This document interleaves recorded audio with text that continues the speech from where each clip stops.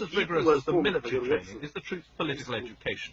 A crash course in political science, the movement espouses an old-fashioned mixed economy, and a thorough grounding in modern Ugandan history, or at least the rebel leadership's version of what's happened since independence and what part Obote has played.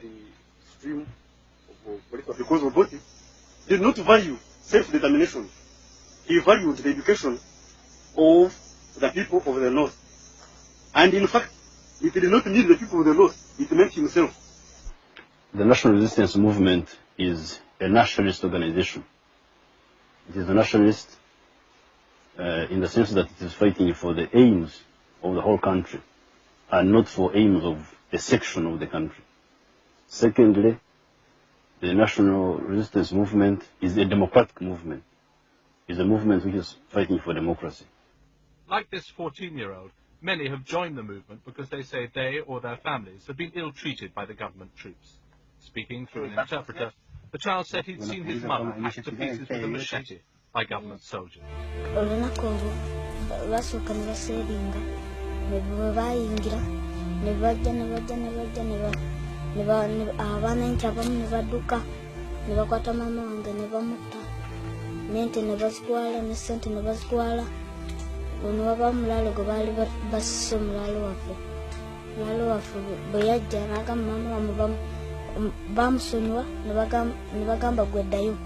Omulalo najja natulagirira mama waffe gy'afiiridde ne tujja ne tumuziika ne taata.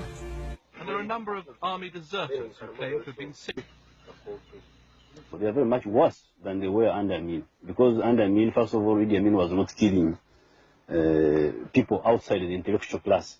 He used to kill only the elite, elements from the elite who were threatening his position. Or sometimes over rivalry, over business, things like that. But he never touched the peasantry. But Obote is killing everybody. With talk like that, there seems little hope that the rebels will come in from their life in the bush. Every 10 days or so, they dismantle their mobile headquarters, pack up the guns they've captured from the government, and move on. The houses they've constructed are destroyed, so that the camps can't.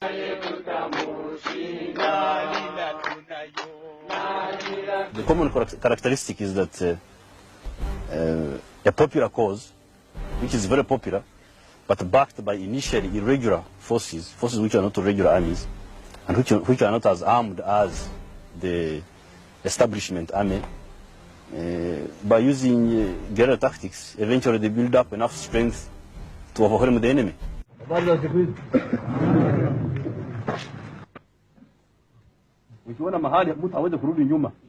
Museveni yenze nasookera omulabako yali avugana tractor ng'ali mu biziina naye ng'alina abajaasi bangi ng'ajja ewafeerira weeru nga batusaba emmere nga tubawa nga batwala nga bambi. We are hopeful that the brotherly spirit that is being portrayed by Ugandans sitting round the table will result in a full resolution of this issue.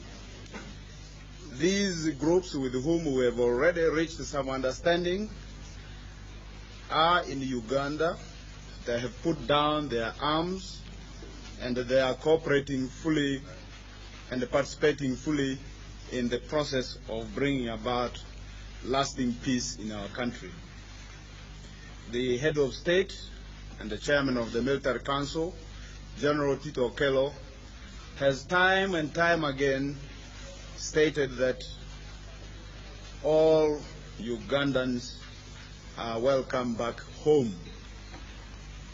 If we have any problems or any differences that need to be discussed, let's get home, discuss them in a family atmosphere, and I know that by and large the name Uganda is associated with all the tragedy which has been unfolding in this land for the last many years.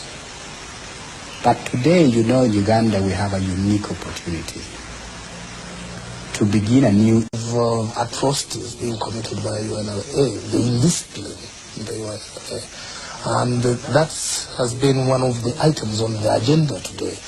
And, I have to speak very strongly on it. Do you believe the reports? Of course I do. There is no doubt that the killings are continuing, and that despite steps like this release of prisoners, Uganda's new leaders still aren't trusted. Part of the problem is the prisoners see some of the same faces they saw in the past. Tito Okello, the head of state, served under Obote. Amin Onzi headed the feared intelligence service under Idi Amin. Too many of the country's new leaders are old faces tainted with the past, and few Ugandans believe that they didn't play some role in the system they're now trying to change. Like Uganda after the coup, they're happy to see Obote out.